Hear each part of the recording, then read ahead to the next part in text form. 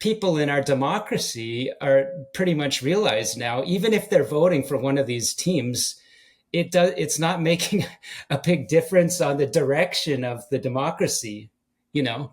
And that's how you come to this shock point where, the most polarizing leader in the United States, the most powerful nation in a long time, can come out and just rip off that veneer of fantasy that Canada was still a respected and powerful leading Western nation, who quite clearly are not that anymore.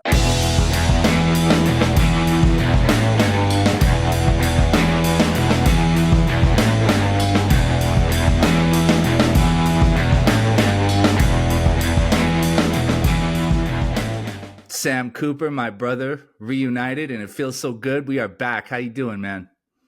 Back for 2025. I'm doing good. Yeah, dude. It's what a crazy couple of weeks it's been. And we booked this in, and I was like, I cannot wait to talk to Sam Cooper, man. It's dude, I don't even know. It's funny. I had a pretty prominent public figure in the United States reach out to me on the day Trudeau stated that he intended to resign, and we'll get into that in a minute. And he was like, dude, so is Canada still a country? Like, what's happening? Like, do you guys have a president? Like, what are you guys doing? And I think that's kind of the question everyone's asking, right? Who would have thought we would have? Yeah, I mean, a new prime minister can be selected through a process that almost certainly will be deeply involved in foreign interference. It's worrying, to say the least. It's kind of par for the course at this point, right? Like, I mean, we might as well just elect Xi Jinping as leader of the Liberal Party and get it over with, right? Yeah, that's not a stretch. So let's start there, man. Let's start on Monday, January 6th, Trudeau, or was it January 5th? I can't remember. It doesn't matter. Trudeau gives his press conference. What did you take away from his press conference in which he stated that he intended to resign as leader of the Liberal Party? I mean, I got to be really honest. I didn't watch the press conference. I saw photographs and I heard little clips here and there just because I knew exactly what to expect. It would be a lot of sort of claiming to be a victim of forces that are unrolling across Canada. So a complete inversion of the truth, really, that, his activities, as we've said, probably more pointedly and better than many have, and for longer. For 10 years, he's taken us down to the weakest this country has ever been. So, what did I take? I for the Bureau, I have Jeremy Nuttall, an amazing former Toronto Star reporter who has been handling some of the political commentary pieces for us. And I think he nailed it. He said, I'll believe, or we will believe, Trudeau is really gone when he's gone. And, that was a day after this January 5th press conference. And I think that's true because with Trudeau in the background, we now know that he and his prime minister's office, which, as you know, if you read Willful Blindness, the office of the prime minister migrated from the Ontario legislature being, as I argue, completely politically captured by the Chinese United Front networks. They implant that onto Trudeau in Ottawa. The key people, Jerry Butts, Katie Telford, they have now, what the picture I have in my mind is like some toxic, nefarious alien slime has Trudeau had to step off. The host has now spread on to Mark Carney. And right, so it's, you could call it, a governing interest. So Trudeau has stepped down. But has he really stepped down, and is the force around him stepped away? No, it's very much active and now in Mark Carney. Yeah, and we're going to get to Mark Carney in a second. I just kind of want to dive into this a bit because, my immediate reaction was, okay, he's gone. Like, I watched the press conference in full. I can't stand listening to the guy speak, but I thought if there's any time I want to listen to him, I want to watch him fall on his sword. Because I think it's more than deserved. But I came away thinking, okay, it's over. Like, he's done. He's resigning. At this point in time, he's giving a nationwide press conference, and it's also a press conference that people internationally are going to be watching, right? Because he's gathered a lot of attention around the world for all the wrong reasons, but people are going to be watching this. So somebody pointed out to me that his statement in the press conference was actually very carefully worded, in that he stated that he intended to resign. And I missed that completely.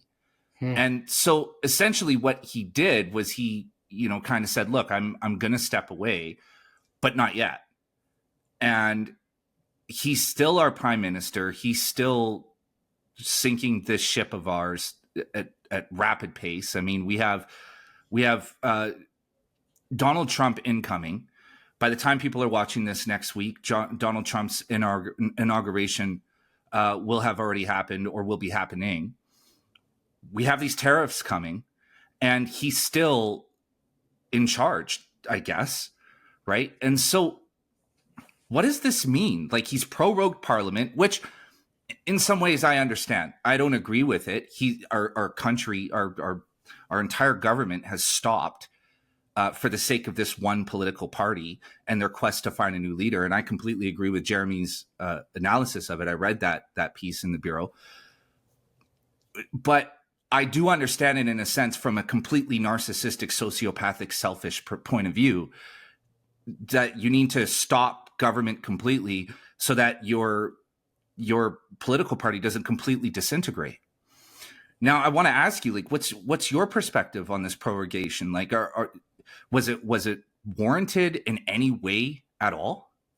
No, from the national interest, the right thing to do would be, anyone can recognize Canada is at a pivotal point. You and I have been sort of warning and predicting we're coming to it. It's come to a head very rapidly.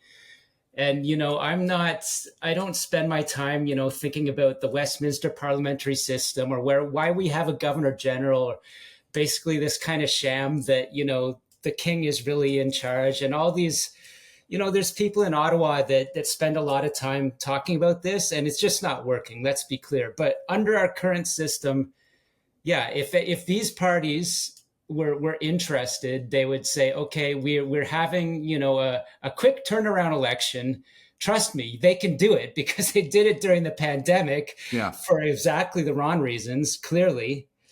And 60 days, how could Donald Trump and their government say, okay, we're going to slap 25% on you, when they know the Canadian people, who are very much involved in Trump's decision, are going to select a new government? So that hits the pause button, I would like to believe.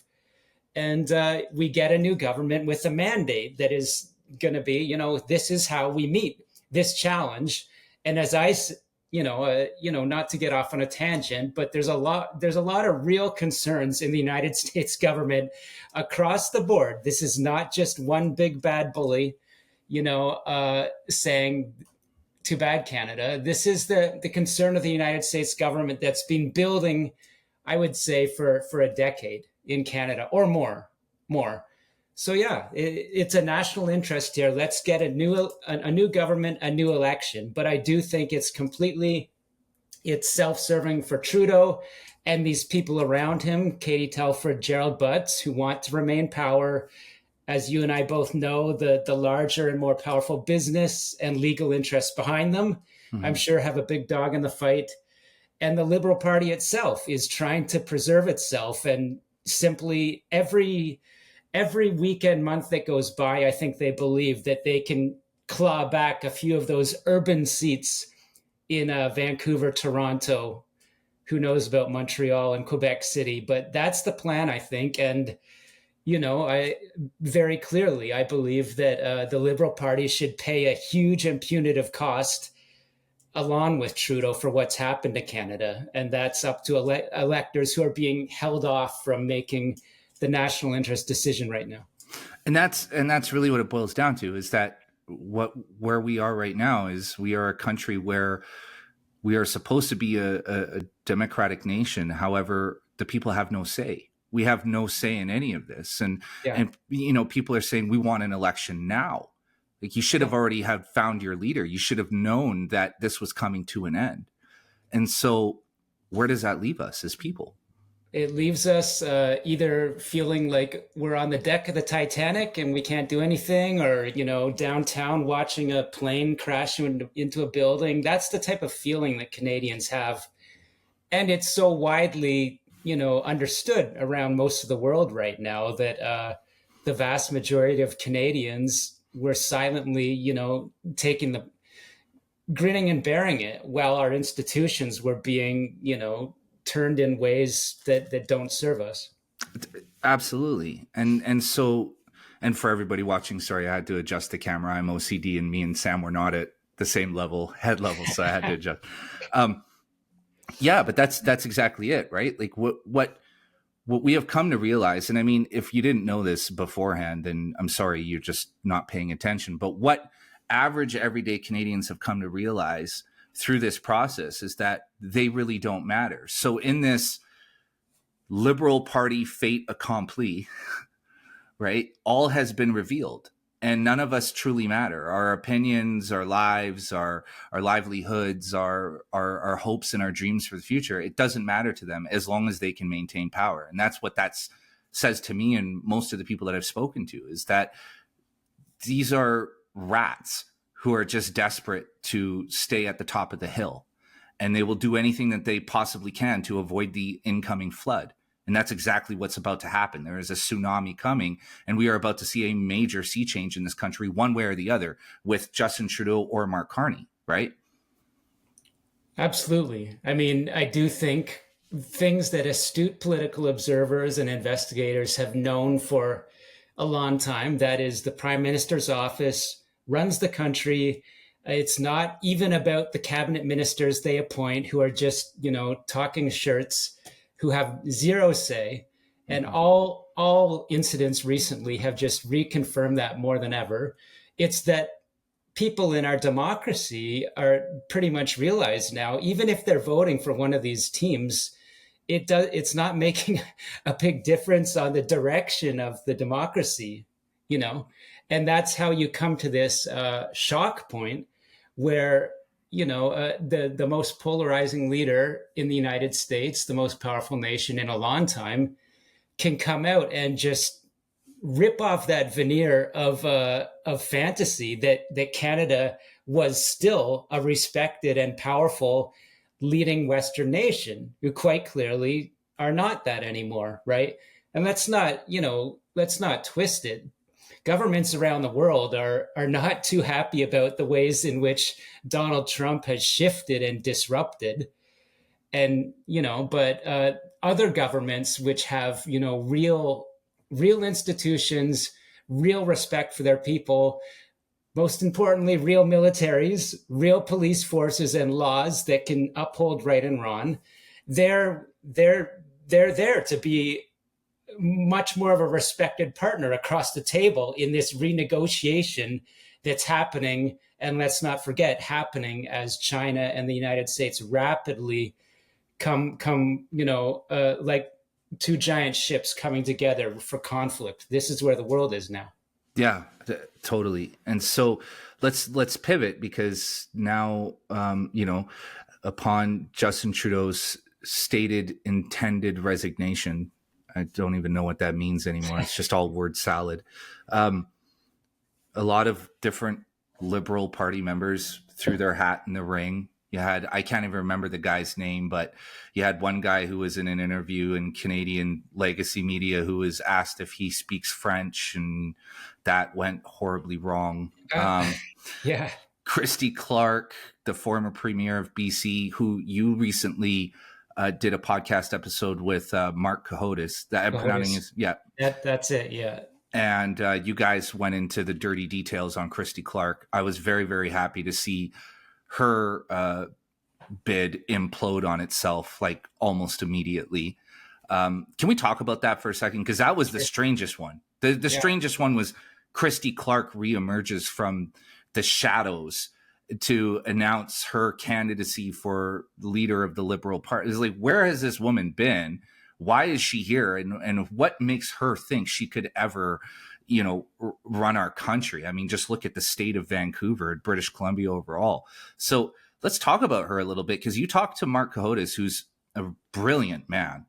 Yes. And you guys went into the details. So let's talk about her. Like, what's Christy? What are the concerns surrounding Christy Clark and her relationship with Chinese interests?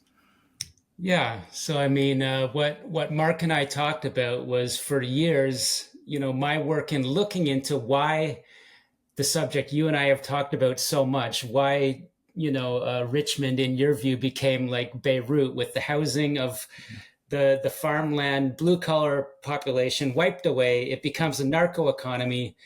And I, Mark Cohodes, and other investigators, point directly at the BC Liberal government that was in power for a good almost 20 years while this implosion was happening.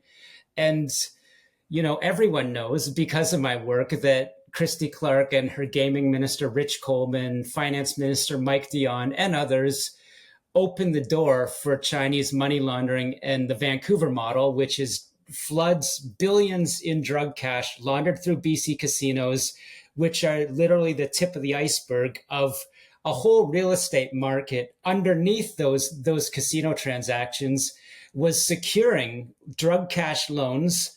And all these gamblers from China that are laundering drug money around the world were real estate developers, property buyers. And so this really all stemmed from sort of the very dirty, not even underpinnings, it's pretty much the whole thing of the Asia Pacific trade strategy that Christy Clark's government was running. And as we've talked about, that's a strategy that stems directly from what we could call her Central Canada mentors or political bosses, Jean Chrétien and the networks surrounding him.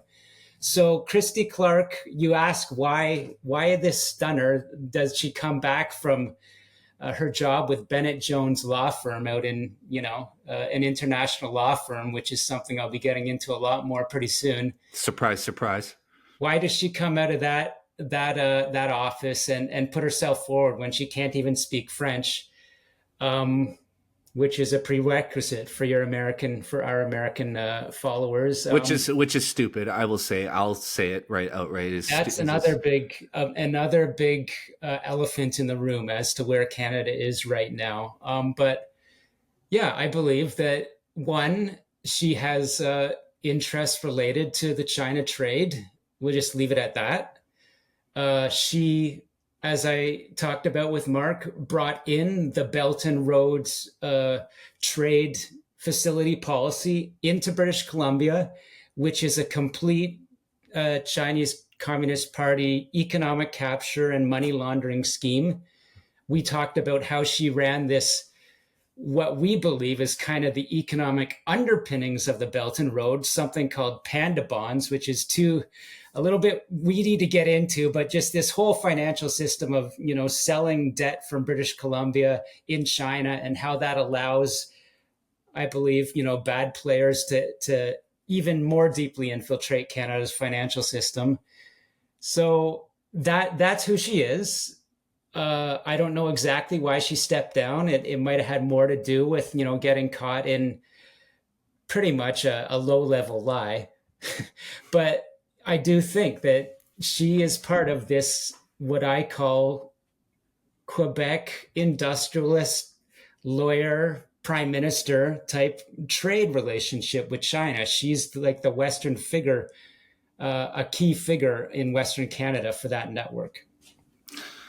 And I'm so glad I got to watch that whole thing fall apart. And look, it is a low-level lie. Look, she registered as a conservative in order to vote for a conservative candidate.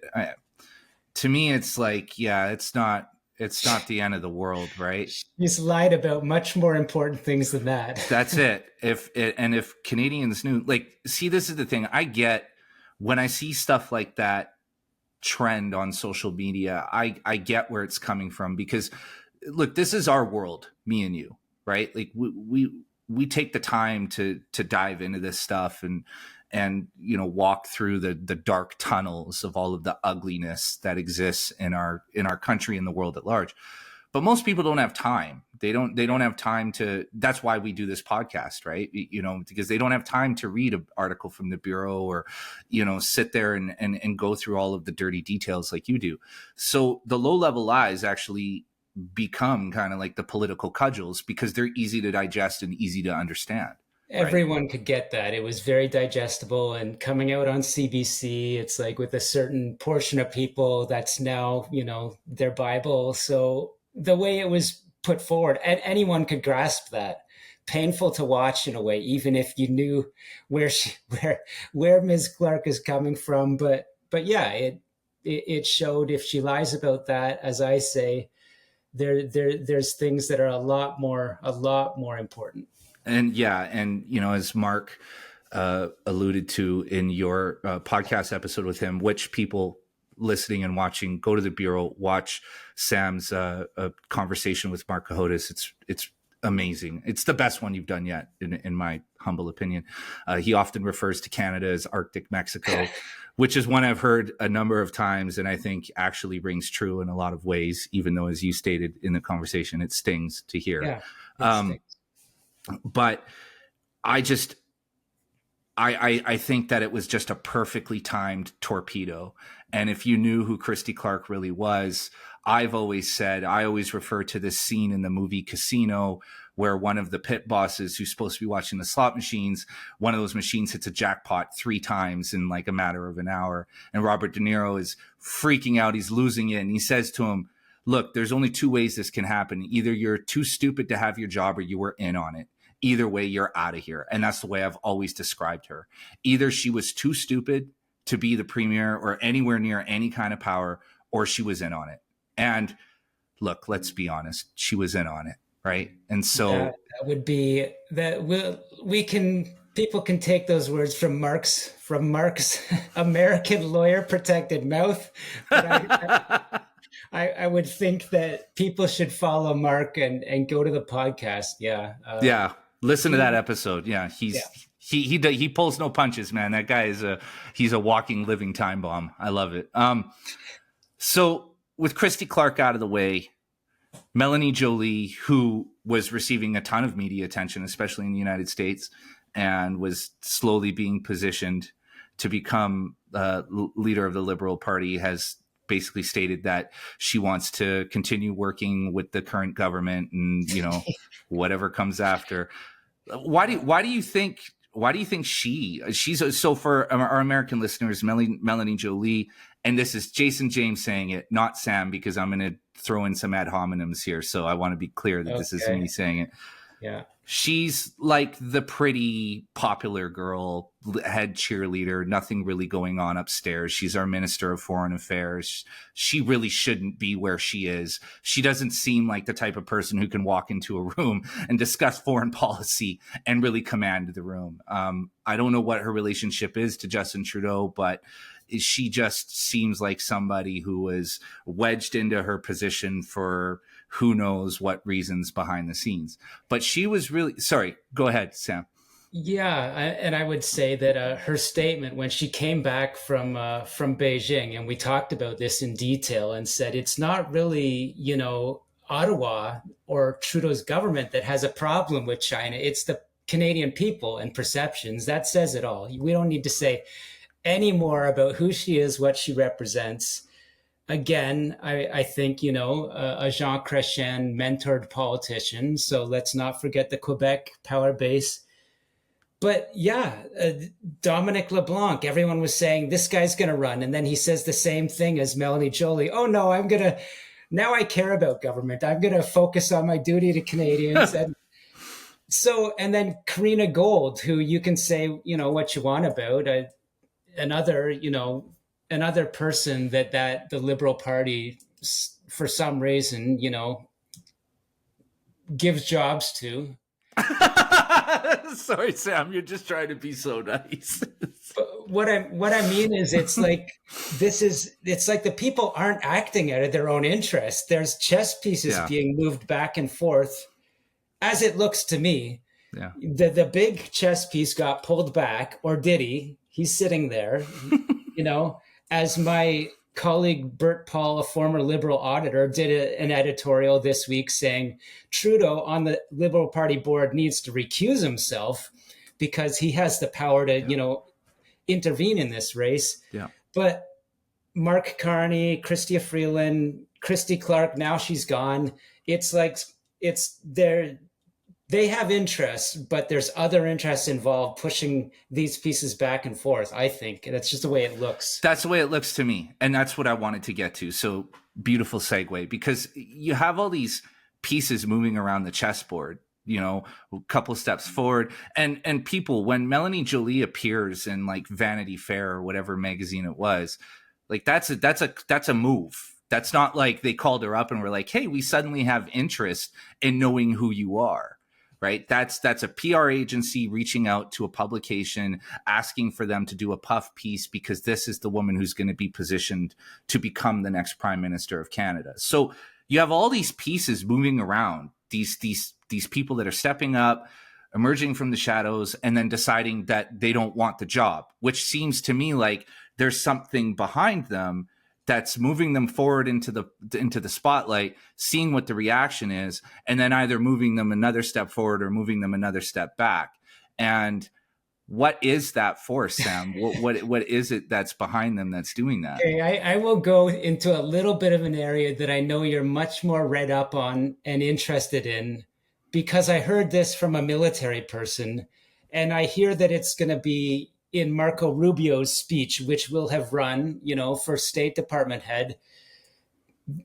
The globalist viewpoint, you know, is okay. That I think that some people would see, you know, the globalists making, and I'm really hesitant to get into this area, but when you asked, what are these pieces being moved around? Why is Mark Carney going down, you know, talking to American talk show host, et cetera, there's like, I just like a little hesitant to get into it, but there's obviously a big shift between politicians that have more focus on their borders and their citizens.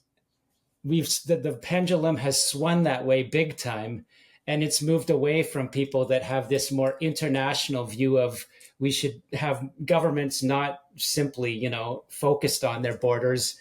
They should be in partnership with other governors.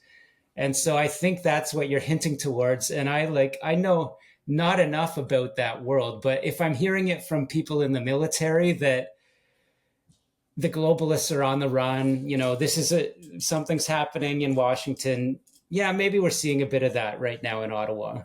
Yeah, and I didn't want to lead you down that rabbit hole. I did an episode with Michelle Sterling from Friends of Science recently, and she's, I mean, the most expert on the whole climate change investment milieu. I mean, she's the most expert I've ever talked to, and you know, she said you should talk to Sam Cooper in the episode about China's involvement in the UN, in the World Health Organization, in a litany of NGOs, right? I mean, the World Economic Forum is one, but there are many. There are thousands that hold a ton of undue influence over governments. And if you go into any of these institutions, if you start looking into them, you can see the connections to China immediately. There's right? no question like that. I'm more comfortable coming into it that way because I already know the players in the think tanks and, you know, the Chinese intelligence front operations that are involved in, you know, greenwashing, let's just say, just with a pretty minimal focus on Canada's last few Liberal environment ministers, you can see the direct connectivity to boards in China and Beijing that are environmentally focused, NGOs, etc. But quite clearly to myself and others, you know, in various US intelligence aligned think tanks have said these are Chinese intelligence operations that do get into international multilaterals, whether the Asia Infrastructure Investment Bank, you know, World Health Organization, the other W organizations, and right. Yeah, this is happening. You'd be a fool not to see that. how far does it go? I'm still, I would say I'm cautiously starting to look into that world, because there's things going on. I'm not saying it's a big controlled, conspiracy, but there are alignments that happen, and governments like China that take advantage of them and, get in through. It's just another form of elite capture.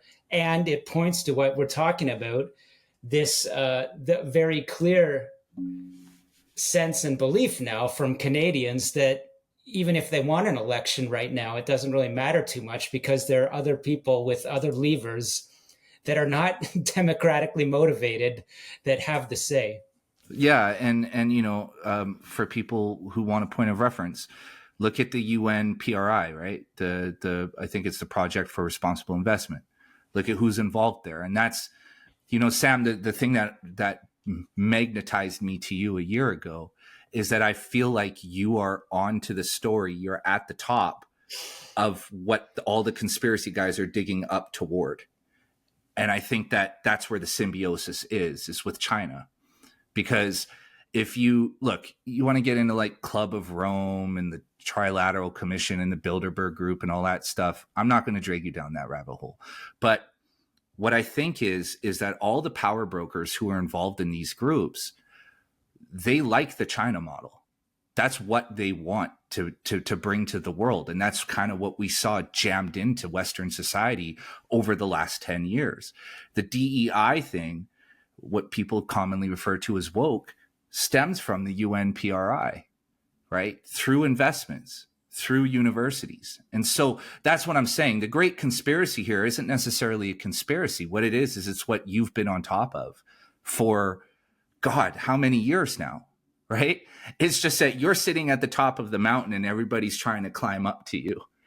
Well, the angle I'm on is 100% seeing how, as Mark would say, the pipes of finance and the connectivity to political influence connect directly, as I came into it, to what looks like white collar crime, but is organized crime, and how ruthless governments that are a lot more ruthless than anyone in the West, even the globalists, are able to navigate that system, right?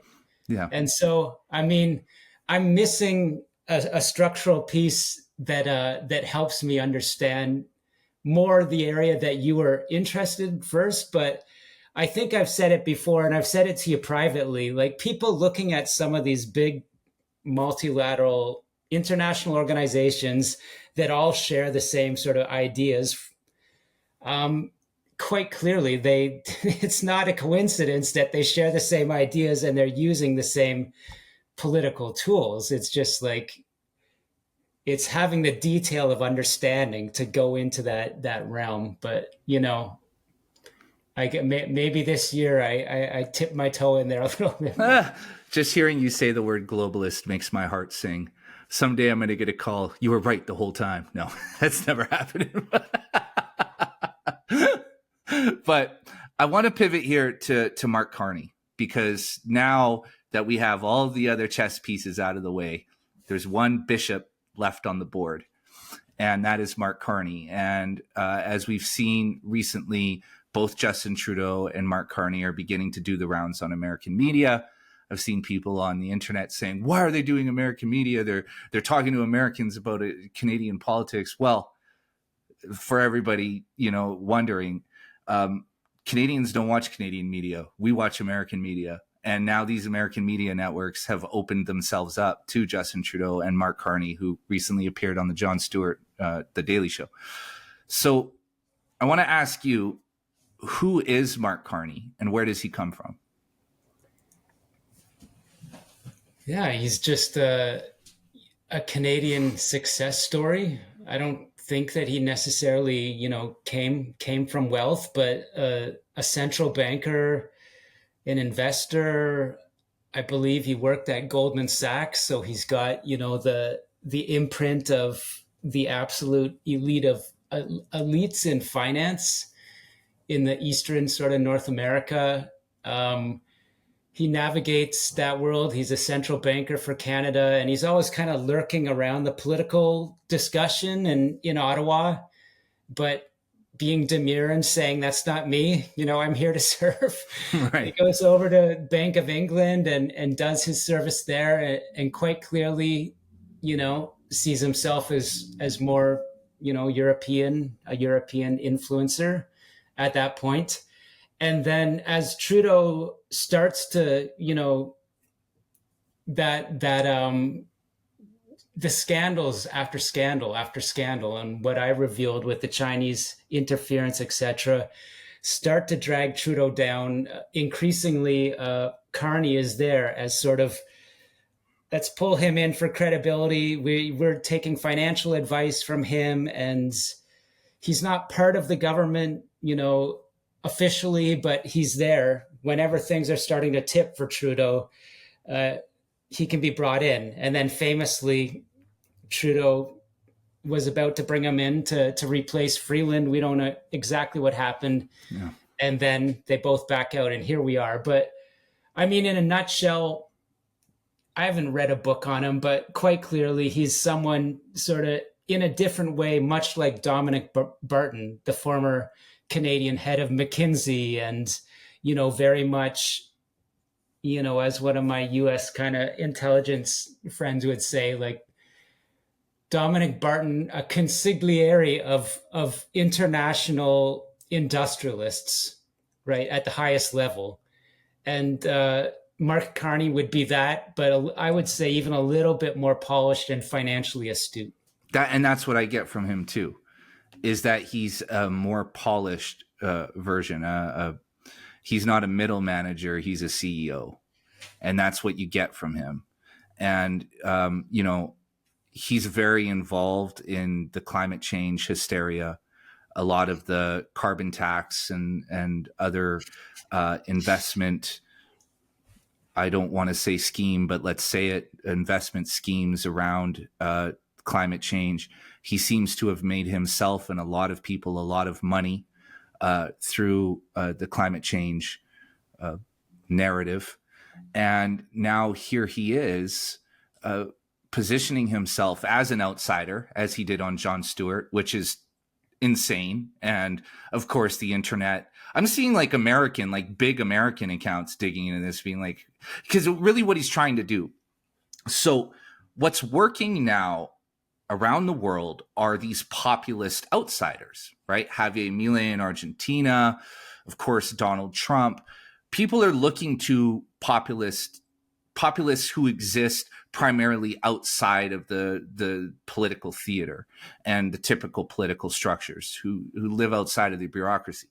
And of course, Mark Carney, I think he alone has recognized this, because I don't think the Liberal Party strategists are smart enough to see that. And that's obvious by all the other people that we've seen kind of come and go in the last few weeks.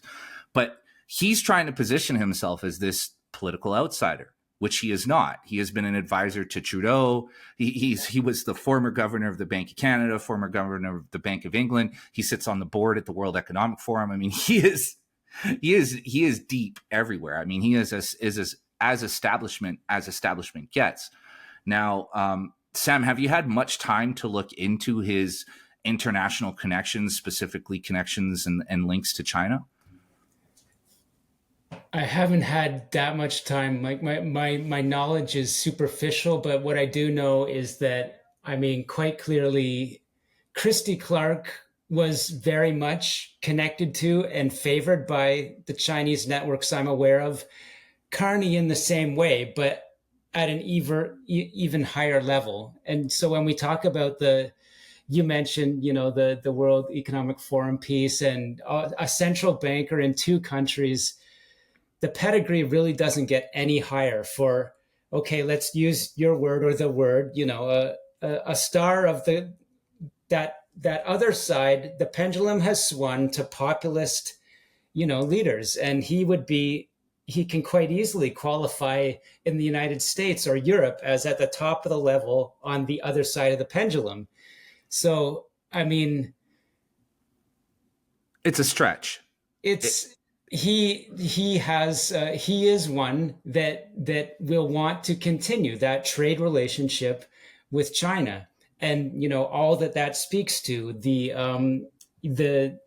the green NGOs in China that are really international influence and intelligence operations, that both the two most recent liberal economic sorry climate ministers have been involved in directly, have sat on the boards with Chinese intelligence operatives who are part of Beijing's green NGOs. Carney will want to keep doing business with those structures because they're the exact same ones that would be involved in his, climate change banking initiatives, and very likely the social policies that stem out of, multilateral or international groups like the Economic Forum. Yeah, and that's exactly it, right? Like he's at the top. Like you want to talk about, if you said the word earlier, so I'll use it here, globalist elites. I mean, he's in that circle. He's absolutely in that circle. If I'm not an expert on it, but he would have to be in the top 10 to 20. If you look around the world, very few people are in that class of, pedigree. And we don't need to go through his resume, but if you've been a central banker in two countries and you worked at Goldman Sachs, a resume doesn't get much better in the world than that. Absolutely. And the people that you're frequently working with and connected to are the people who have, interests in controlling nations like Canada economically. Right. And that's my concern with him. Look, you want to put all the conspiracy stuff aside. And I've written hundreds of words on this guy over the last couple of weeks because, every day there's something new that pops up. But just based on his pedigree alone, if you're looking for a populist outsider who's going to radically change the state of our country, and the world, I mean, because Canada is a player. That guy is not Mark Carney. I mean, if you're talking about radical change for the better, right, pulling us back from the brink, he's the guy that's going to push us over the edge. He is smarter just by orders of magnitude than anyone that surrounded Justin Trudeau, and yet in the same political, financial, trade camp. And as I say, like Dominic Barton, but Barton is a little bit, roughed up now, after some investigations into, the pharmaceutical side of opioids. And McKinsey's not a very, well-viewed name around the world anymore that it was 3 years ago. But Carney doesn't have any of those negatives attached to him, but they're in the exact same channel, Trudeau, Barton, Carney. But he's just exactly what you said, orders of magnitude smarter, more connected, and just, respected by everyone on the other side of, as we say, this pendulum that swung to the Donald Trumps in governments around the world, soon to be Canada, pretty much. He would be, on that exact other side, those, pulling those opposites. Yeah. And, he's like, the thing about Trudeau was that Trudeau is a terrible salesman. He's not convincing. He's painfully, woefully transparent. Nothing he says has registered with intelligent people at all, right? Like you can read through it. You can see through it immediately. You can read exactly what he's doing. Mark Carney he's a whole other level. He's a whole different world. He can sit in front of you and manipulate and lie and cheat and convince you that nothing is happening. You will miss the sleight of hand trick with him because he's not transparent. A good example, and I'll play,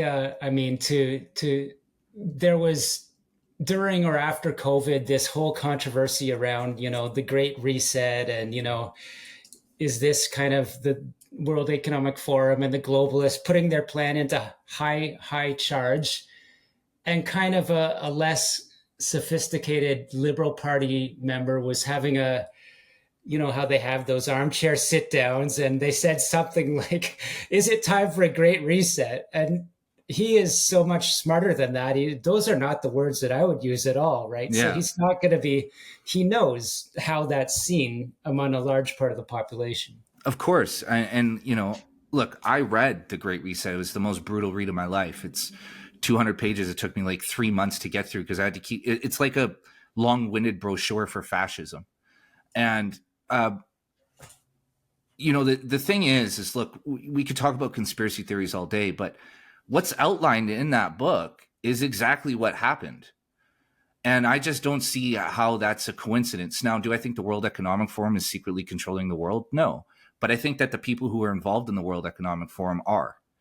And that's the problem. The problem is that we have this cabal of people who, whether it's because the internet now exists or because this cabal just magically happened to organize itself in an effective manner over the last 40 years or 30 years, we can now see everything that's happening. We can watch them move, and we can watch it happen in the society around us as this stuff comes down. And so that's my concern with Mark Carney. My concern is that he represents those interests. And exactly what you said, he's on the complete other side of the way the pendulum is swinging. And now what they're trying to do is change the public discourse around it and almost reverse the narrative to make Mark Carney this radical outsider way far on the left. And so I know we're running out of time here, Sam, and I don't want to go, you know, too far out there, but we have an election coming. One way or the other, we're going to have one. And how do you see a Mark Carney versus Pierre Poilievre election playing out? I mean, I think at this point in time, now look, we can't get too overly confident. We can't jinx it, right? I keep hearing people say conservatives are going to win the largest majority government ever in the history of Canada. Is going to be a complete total landslide. The Liberals are going to cease to exist. I've even said it. But the thing that scares me is that we're getting so confident that we're overlooking the task ahead, what's ahead of us here. Now, Sam, I wanted to ask you, have you heard any rumblings or anything in terms of interference coming from China or any other foreign nation in our next election? Yeah, I mean, first of all, to your point about what will happen in the next election, like I do agree. My point, even when I argue with myself, as one does, you know, are your beliefs sound right now? Is this the worst government in Canadian history? Yeah. Look, we're at the lowest point in modern Canadian history because of this government. So that logically follows. Strategically, and for a proud Canadian, what should follow is no one more than the Liberal government, and as it has been recently, aided and propped up by the NDP, is more responsible for putting us in this position where we're not a respected nation anymore. We've been living a lie, right? We can barely field a military, right? So something that it's clear now. So that party is so clearly corrupted by not just China, but first and foremost China. And their way of governing is so corrupted and disconnected from real democratic considerations. I do think they should be not even out in the wilderness. I've seen Christy Clark's party dissolve. It fell away, right? So this can happen with proper exposure. I think that should happen to the federal Liberals. They don't get another chance. You know, and there's a way to look at it where Justin Trudeau basically brought them back from the brink with he does have when you look at it, a large hold over, you know, a certain, I think, more senior part of the population that had a lot of romantic kind of ideas about Canada and his father. He brought the party back, but he just didn't have anything, you know, any of the qualities to run a country. So here we are. The parties really know better. And they've tried to graft themselves. That is Gerald Butts, Katie Telford, the people behind Trudeau grafting themselves onto this new outsider. So the job of Canadians is to understand who Carney is, and he's very, he has his own strength and qualities as a leader. Quite clearly, we're saying you can't get a better resume, but he really, you can't separate him from that corrupted prime minister's office. Those people that were corrupted in the Ontario legislature came in with Justin Trudeau, put various, pieces on the board. So as a commentator, investigative reporter, it's to tell Canadians that don't look at Carney. Whatever he's saying, it could sound pretty good, but it's the people around him, the interests that really matter. And they're the corrupted prime minister's office. So that's that. What's happening with regards to China? Already I've reported on, and I'm seeing brazen Chinese United Front operatives, the same type of people that in the story we've talked about many times would be categorized as Chinese Canadian elites, and not only Chinese Canadian, but friends of Beijing's United Front Work Department that have been tasked to operate in Canadian politics are running for Conservative Party nominations. Some of them, there's a riding in British Columbia, your old riding, one of them, there's a person that his mother is a United Front Work Department official. Chinese Canadian community sources have pointed to this. How can this person be running for a nomination? But he's not the only one. Other people that I have seen, that I believe are directly subject of intelligence reports from CSIS with regards to election interference in 2021 are running to be Conservative candidates. And of course, this is happening in other parties. But the real interesting thing is Beijing's not stupid, as we've seen from these political science papers that you and I have talked about. They're very minute in trying to calibrate the way they approach Canadian elections. And they see that, 80-90% chance it's a Conservative majority. So they're trying to put chess pieces into various ridings for the Conservatives. And that leads us to the Liberal leadership race, which very obviously, Christy Clark just stepped out, but I have already seen, because my Mandarin research associates brought up a video of a person we've talked about, the person named David Dingwo, who is Premier David Eby's advisor, supported David Eby, NDP, reportedly supported Patrick Brown, Conservative leadership contender in 2022, also endorsed Christy Clark for Liberal leadership contender. So it's indicating that any leadership campaign we now know at the federal level for any party will be interfered with. Yeah. Carney, very obviously at a very, very, very high level, Beijing is going to be very interested in having him in there, I believe.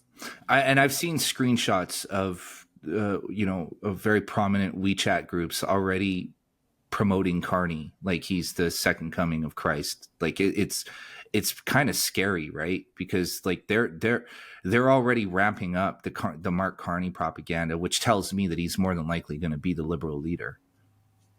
Yeah, even if it was on his own merits, he'd have a good chance. But with Justin Trudeau's power base around him, with China behind him, we've seen, a couple curveballs with Christy Clark, who I'm saying there's obviously people in China and Quebec that wanted her to have some sort of success, but complex things will be going on with most of the forces supporting Carney in the end.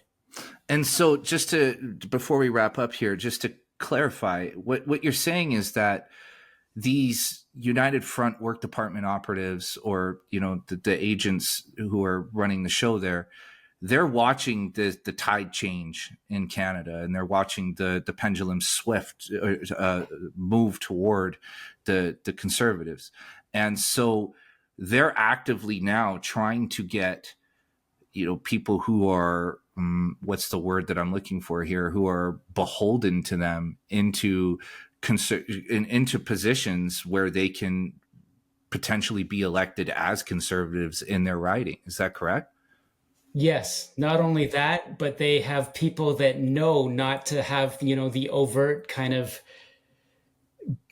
easily seen favoritism for China or the motherland or Beijing. That's kind of old. Now they have people that are professionals, accountants, doctors, dentists, that will be speaking talking points that chime in with populism or the coming conservative tide. And even, I believe, probably as sophisticated as talking about China as a bad guy, they will have people working for them that know how to promote that narrative. So if you're Pierre Polyev and you're the conservative leader, I mean, is I mean, I don't think you would know, but is there an attempt to try to smoke these people out of the party, or is this something that the conservative leadership has just accepted as being a reality? Well, I did a story about how Aaron O'Toole, due to his correct, aligned with the United States in a bipartisan way, new position on China, which is the right position, a critical position, how he was taken down by forces within his party. And those forces did not support Pierre Polyev. They supported others, including Patrick Brown. And I think Jean Charest from Quebec had interested in him. But that's not to say that two things here. I know people in knowledgeable positions that say that Polyev will, of course, understands, Canada needs to turn very quickly with regards to China. Otherwise, there's no hope in, our improving our position with the United States. And yet, I think there's probably a senior political planner around him that I've been told wants to tamp down any criticism of China. So would be on kind of the opposite and critical side of Aaron O'Toole and his good staff that were, I would say, a lot more moral about being straight, talking about how nefarious Beijing is to our interests. So it's kind of, remains to be seen what positions Polyev takes on that. I think they want this to be the carbon tax Carney election, right?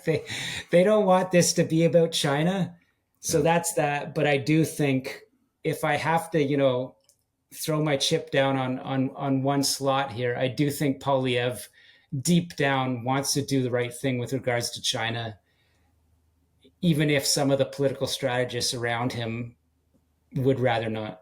I agree with you. The thing that I'm getting from Polyev, I don't know if you saw it, but he did a sit down with Jordan Peterson. And I think the sense that I get from him is that, yes, he's a politician, but he sees what's happening. He has his finger on the pulse. He's more aware than most in the Canadian political sphere, right? And you can see it just in the way that he and his team react to things. I mean, he was on top of the Christy Clark thing before Christy Clark even knew she was running for Liberal leadership. He's all over the Mark Carney thing now. Like he's very aware of what's going on, and of course the concern is there compromise in his party if we all go out and vote conservative? Which, for the listeners, just to be clear, I am not a conservative and neither is Sam.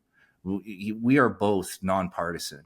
We just both recognize, at least myself, I'm not going to speak for you, but I'll speak for me. I recognize where we are in this country, that we are in very dangerous territory. I mean, we have the incoming American president talking about annexing our country.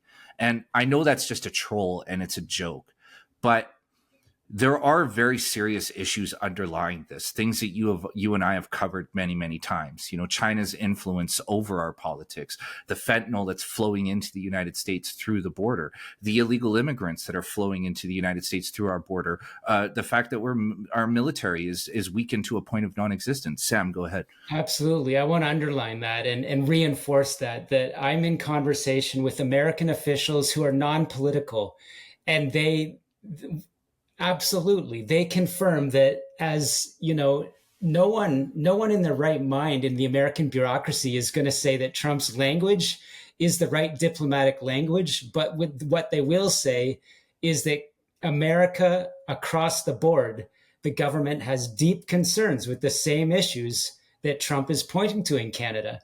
So whether you're in media, politics in Canada, any area of society, and you're still out there, with this ridiculous kind of, oh, bad guy Trump, poor Canada, how can we be in this position? How can you ever be a responsible nation unless you recognize your problems are real, right? And so that's what I'm trying to reinforce. This is non-political, but I've come to that conclusion in my own mind. At the federal level, it's, if you want Canada to continue to exist in anything, resembling a stronger path for the future, the Conservatives are the only choice for the next election. And that's a nonpartisan call. That's purely factual, evidence-based. Yeah. And that's exactly, dude, you said it, you articulated it way better than I could have ever. That's it, right? It's like, I'm completely nonpartisan. I'm right down the middle. I've always voted with my conscience and who I feel is best on the issues. I've voted across the spectrum throughout my lifetime. But in this case, we have no choice. We have to give Poilievre and the Conservatives a shot to get us out of this, right? But we are in a scenario where, although Donald Trump is he speaks to the layman, right? He's not an orator like a Barack Obama or a John Kennedy. He's very much I call him the cheeseburger billionaire. He's, ground level. He talks he speaks in basic terms, even though he's far more intelligent than what he puts on. He speaks in basic terms. And so the trolls and the jokes about Trudeau being the governor of Canada and potentially annexing Canada, look, we are getting to a place where that could be a reality in the future, where the United States says, look, this neighbor of ours, this country that shares a border that is thousands of miles long with us, is a security threat. We have bad actors pouring into our country through that border. Yeah, absolutely. This is what I would want to, again, what was in my mind. If you're a Canadian and you can't see that if there's a balloon drone from Russia or China or God forbid, thousands of them that come into the north, Canada can't deal with it, right? There is no way we can deal with that. And so the United States, they control our sovereignty, whether we like it or not. That's just a fact, right? And that has just been made rudely apparent to us in the past month, right? And I'll bring it back to my military friend that, you'll like this, said, if they're rolling out Carney, then the globalists are really on the run. The same person, by the way, who is from the military, says, our military couldn't do anything if the United States actually was realistic about a threat. Of course they could not. So, I mean, you just have to listen to facts on the ground from people that are working inside the institutions that have been completely neutered to understand how dire the position is right now. We are living on the good graces of the United States. There's no other way to put it. So where do we go from here? Yeah. And, just to add to what you said, over the last couple of months, thanks to yours and mine conversations, I've had a number of active and former members of the Canadian Armed Forces reach out to me privately and say, hey, listen, just so you know, like within our military, the situation is far worse than you guys are estimating. Like they're running, military drills with members of the Chinese armed forces. They're training them, right? Like one of them said, it's hard to see like where the Canadian armed forces and China are separate, because in a lot of instances we're the exact same thing. And Trump's not an idiot. The American government, they're not the world power because they're a bunch of dum-dums wandering around in the dark. They don't have a government ran by theater kids like we do here in Canada, whether you agree with them or not, right? They know exactly what's happening. They know more about our weaknesses than even our most informed people do. Exactly. And so the potential that you could wake up one day to American military vehicles rolling across the border into Canada to seal off our border it's real. It could happen. And this is what happens when you elect an irresponsible, unaccountable government like we have had with Trudeau for the last 9 years. Exactly what you said earlier. We are at the low point. We are hitting rock bottom. And bottom means we don't have a country anymore. And that's where we're going, right? We are at a point where the American president, who just so happens to be the wildest of all wild cards, is now about to arrive again on January 20th. Meanwhile, Canada doesn't have a functional government. We have a prime minister who intends to resign but won't leave for some reason. And his purported replacement being a Goldman Sachs banking elite, and Pierre Poilievre on the other side, who, I mean, has finally embraced populism, is dropping the slogans, and is just getting to brass tacks with Canadian people, which I think is important. Sam, do you have anything else you want to cover before we wrap it up? No, I mean, I think this was a lot more politically focused, and it's appropriate because that's where we are right now. We're in a political crisis. Yeah. And nothing, as voters we can do, but as commentators and, a reporter myself, we can inform and we can point to solutions. Yeah. And that was kind of what I wanted to do today, because, the last episode we did, our timeline of China's influence over Canadian politics and society, dude, it went haywire on the internet. And I wanted to give it a break and kind of steer it in this direction today, because I know that there's more coming. Yeah, there's more coming, and it brings up a thought. I just threw out a number with Mark Cahotis, the loud American, in my last podcast, yeah. And I put it this way: look, Australia made the hard decisions around 2017, 2018 with regards to foreign interference laws. They, they have nuclear subcapacity. They're sitting at the table in AUKUS with the United Kingdom, America, Australia. They are, for better, basically a superpower. And Canada could be that. We can rebuild our military. We can have our real sovereignty. We can have police forces that actually prosecute money laundering and crime. We can have cities where cars just don't vanish and end up in, a Saudi parking lot in Africa. Yeah. Right. But it's going to take hard decisions. Laws will have to be rewritten. You're basically going to have to bulldoze whole law offices that are going to stand in the way of this. And it'll take a good 15, 20, 30 years to rebuild a standing military that can not just be a peacekeeping force, can be an offensive force around the world, and then we'll be the real superpower country and real country that we all know we can be. But it's decades away, and it's the right decisions that are between us. And there's going to be a lot of people that want to stop it, right? But I think they've been proven wrong in the last month. I think so too. And I think that's the silver lining to all this.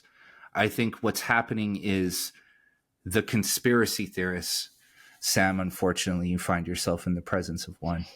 We're winning because we represent the truth. Look, the reality is, I talk to you every other week because I trust you and I trust what you have to say. And I think that the Bureau is the most important news publication in our country by a landslide, right? And I know that you have a certain amount of integrity that you have to uphold, and you can't do too much speculation, because once you veer into that territory, then everything else that you've written and everything else that you published is on the line. I totally understand that. I get that, right? But what has happened over the last few years is there are a lot of people asking a lot of questions. And Sam, you've become a Gandalf, one of the many guides for those people, because we're all looking for answers. We're trying to figure out why things are the way they are now, why what has happened around us has happened. And you're a guy who presents a lot of answers. And so as more and more people wake up and start asking questions, as more and more people can't afford to pay their rent, as they can't afford to buy groceries, can't afford to pay their utilities bills, and are wondering why, right? They're looking for answers. And not all of those answers are going to be right? There's a lot of speculation there, and there's a lot of searching and digging and being incorrect along the way. But what's important is that people are asking those questions. And I think that's the silver lining to all this, is that the culture is moving toward something more truthful and something more honest. And there's a lot of growing pains and a lot of growing pains in that process, right? We're going to lose a lot to get to the truth, but we're on our way there. And on that journey, on that quest, yes, you're right. We can rebuild our military. We can get back to what Canada was in World War I and World War II. And for people who are interested, please read about the Devil's Brigade. Go and read about the Canadian battalions in the First World War. I mean, we're talking, they stunned the Brits and Americans with their just sheer force and acts of brutality against the Germans. The Canadians were legendary in those wars, right? Yeah, and that continued into the 70s and 80s. Our units, we weren't just peacekeepers, and I know we both got a role, but I mean, I hope, this is my hope. We do bring a civility to the world that is uniquely Canadian. And it's going to be very hard going, making these hard choices. But I hope we can retain that civility as much as possible to each other. And yet there has to be an iron will. There has to be the understanding that force is needed in the world, and Canadians can deliver that force and hopefully retain our civility at the same time. That's my biggest hope. And our country, and restore our national identity. The other thing is that nationalism is becoming a bad word, and for good reasons, because there are a lot of dickheads out there. There are bad sides to it. Yeah, who use nationalism to push forward, their own insane, racist, anti-Semitic agendas, right? But But nationalism is important. We need to restore our national identity. We need to have pride again. We need to be able to say, yeah, that's us. We get busy, whether it's militarily or economically or whatever it is, right? We need to bring that back. Busy. We got JTF assaulters that can do it. And I mean, here's the thing. It was a lie over the past 10 years to say the world needs more of Canada. It just wasn't true because we didn't have the force to back that up. But if we can back it up with force and retain that civility, yeah, the world does need more Canada. 100%. And let's end it there. Sam, my brother, as always, it's a pleasure. Dude, I was listening to that Mark Cahotis episode again this morning, just kind of familiarizing myself with your last conversation. And dude, fuck, man, you're the best. That's it. I say it every time, but you're the best. People listening, thebureau.news. If you want to know what's actually happening in this wild, wacky country of ours that could potentially become part of the United States in the not so distant future, read thebureau.news. Make sure you subscribe, sign up as a paid subscriber. The Bureau is my morning reading. Sam has recently brought on a bunch of guest writers. Fantastic. Like, dude, I love what you're doing with the Bureau. I love that you're bringing in these guest writers and bringing in, guest editorials and things. That Jeremy, is it Jeremy Nuttall? Is that Jeremy Nuttall, former Toronto Star? Yeah. Dude, that piece he wrote for the Bureau, I wanted to print it, frame it, and put it on the wall. I loved it. Unique voices. I'm doing what I dreamed of, running my own brand, doing my thing and bringing other unique voices on. So, dude, I'm just happy to have these conversations with you. So, brother, I asked for nothing more, but, I love that you're turning the Bureau into a publication beyond just your voice. Because it's turning into like a newspaper, dude, which is awesome. I love it. Like I don't even bother looking at the National Post or the Globe and Mail anymore. I just go to the Bureau. It's fantastic. So as the Bureau grows, 2025 is going to be a big year for the both of us. And people, listen, subscribe, thebureau.news. Subscribe, become a paid subscriber. Sam, I love that you're doing more paid posts as well. I think you need to start doing that more often because, you've become a lighthouse for a lot of us. So it's nice that you're doing that and kind of locking things down a little more. So people go through, subscribe to Bureau.news, follow Sam on X at Scooper Cooper. I am a habitual refresher of Sam's feed. You get a good mix of 90s hip hop with some stuff that's going to scare the shit out of you. And you listen to some good tunes while you're learning about the world. Yes, all of that. And there it is. Sam, my brother, let's reconvene in a couple of weeks. I know you're sitting on some top secret documents that are going to blow up the world. I don't know, but I'm just assuming. I'm pretty sure you are. So I'm working on good stuff. So yeah, come back soon. Great to talk to you again in the new year. all right, brother. We'll talk soon.